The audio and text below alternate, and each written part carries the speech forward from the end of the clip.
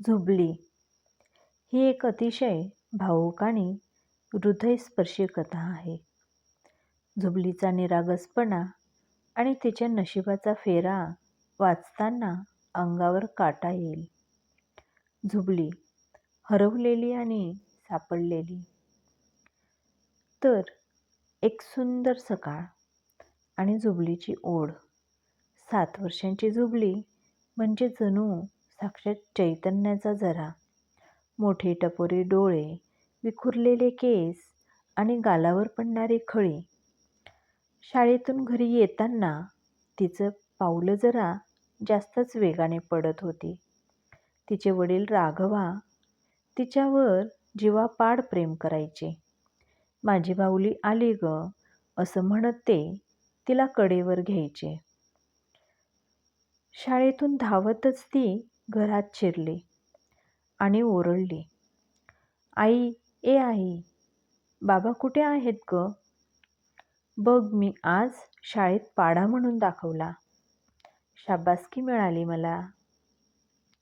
तिची आई सुमती ओसरीवर धान्य निवडत होती. ती हसून म्हणाली, अगं, दमानं घे जरा. तुझे बाबा आज लवकर शेतात गेलेत. बांधाचं काम काढलंय त्यांनी. झुबलीचा चेहरा पडला, पण लगेच तिने हट्ट धरला. मी जाणार शेतात. मला भूक लागलीये आणि बाबांना पण लागली असेल ना. मी त्यांना भाकरी घेऊन जाते. सुमतीने प्रेमळपणे सुती कापड्यात 2 भाकरी आणि कांदा बांधून दिला. झुबली आनंदाने नाचत शेताच्या दिशेने निघाली. भाग 2. ते दुर्दैवी वळण. शेत घरापासून मैलभर लांब होतं. झुबली गाणी गुणगुणत पाऊलवाटेने चालली होती. शेत जवळच आलं होतं. समोरून हिरवीगार रानं डुलत होती. इतक्यात रस्त्यावर 2-3 बैलगाड्यांचा तांडा दिसला. त्या गाड्यांवर रंगीबिरंगी कपडे, पिपाण्या आणि लाकडी खेळणी लटकलेली होती. ते लोक फिरस्ते खेळणी विक्रेते होते.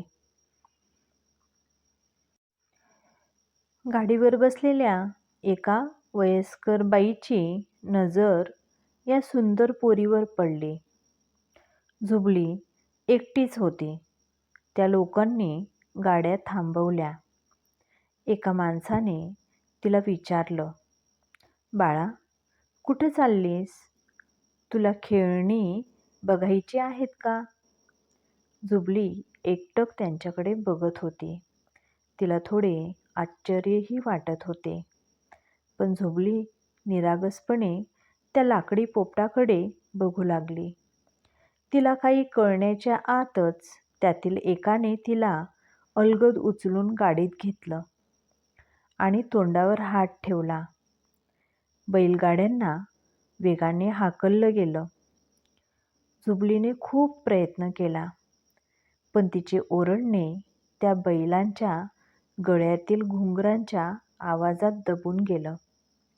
भाग 3. बदललेलं आयुष्य, बैलगाड्यावरचा संसार.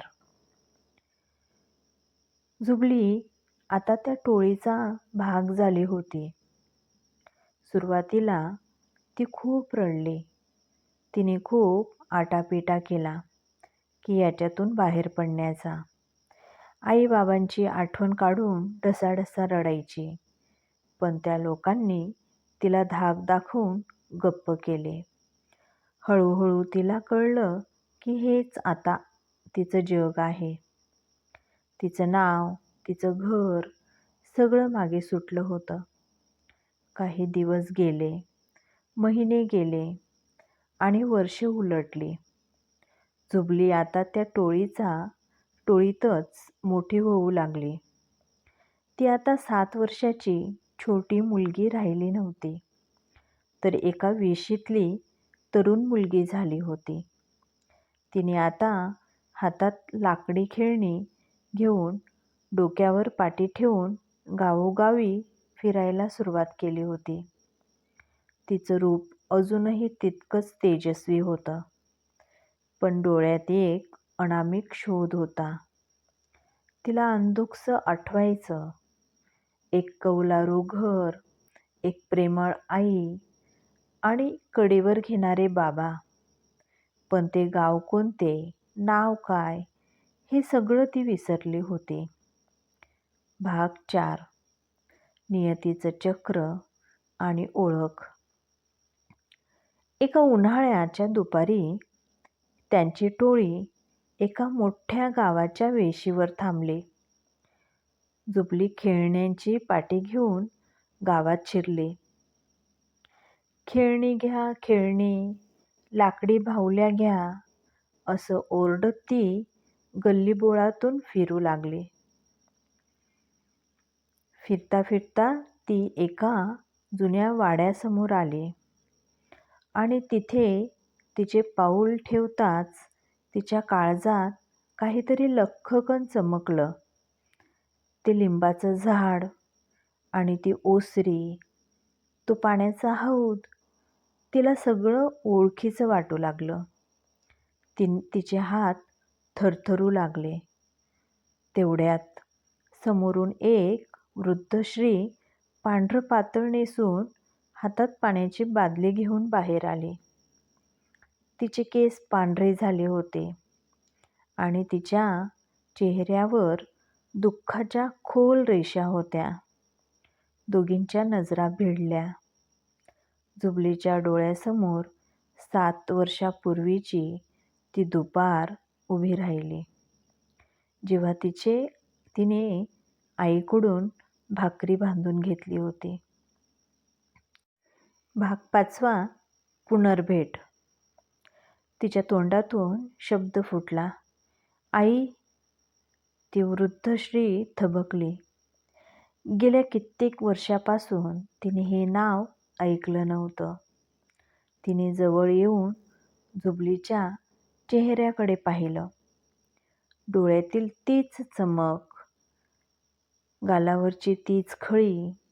जरी वयाने बदल झाला होता तरी रक्ताचं नातं कसं चुकणार. दोघंही एकमेकींकडे बघू लागल्या आणि सुमतीच्या हातातील पाण्याची बादली गळून पडली. तिने झुबलीला ओळखले होते. झुबली, माझी झुबली. ती हंबरडा फोडून रडू लागली. झुबलीने धावत जाऊन आईला मिठी मारली. 15 वर्षाचा वनवास संपला होता. झुबली शेतात बाबांना भेटायला निघाली होती. ती आज 15 वर्षांनी पुन्हा त्याच घरच्या उंबरठ्यावर उभी होती. दुर्दैवाने तिचे बाबा आता या जगात नव्हते, पण झुबलीच्या रूपाने सुमतीला तिचं जग पुन्हा मिळालं.